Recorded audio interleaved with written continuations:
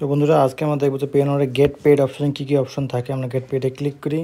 এখানে আপনারা send invoice and manage invoice, আপনি এখানে কাউকে সেন্ড করতে পারবেন, আবার এখান থেকে ডিলিটও করতে পারবেন। এটা আমরা দেখিয়ে দিচ্ছি। এখানে ইনভয়েস এখানে সেন্ড করতে পারবেন এবং ম্যানেজ করতে পারবেন। ম্যানেজ বলতে বলছে যে আপনি যদি কাউকে ভুলে কোনো অ্যামাউন্ট বেশি বা কম বা ডিসক্রিপশনে কম বেশি করে থাকেন, সেই ক্ষেত্রে আপনি এটাকে এডিট করতে পারবেন এবং সেন্ড করতে পারবেন ইনভয়েস। আর এখানে আছে রিকোয়েস্টের পেমেন্ট। আমরা বেশিরভাগ রিকোয়েস্ট পেমেন্টেই কিন্তু আমরা ক্লায়েন্ট থেকে পেমেন্ট নিয়ে থাকি। আর নিচে আছে পেমেন্ট রিকোয়েস্ট সেন্ড, আমরা যেগুলো পাঠিয়েছি পেমেন্ট রিকোয়েস্ট সেন্ড অলরেডি, সেটা নিচে দেখাবে এটা। আর পেমেন্ট রিকোয়েস্ট, এটা নতুন কাউকে রিকোয়েস্ট পাঠালে উপরটা ইউজ করতে হবে।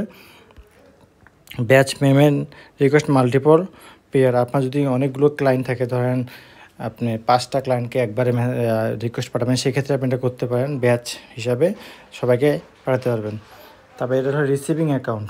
রিসিভিং অ্যাকাউন্টে এখানে বলছে যে এই যে আমার রিসিভিং অ্যাকাউন্ট, যেগুলো ব্যাঙ্ক অ্যাকাউন্টকে বলা হয় রিসিভিং অ্যাকাউন্ট। ইউরো আছে, জিবিপি আছে, জাপান আছে, সিঙ্গাপুর আছে, ইউজিটি আছে, এগুলোকে বলে রিসিভিং অ্যাকাউন্ট। তো এখানে আপনার গেট পেড সম্পর্কে জানতে পারলেন।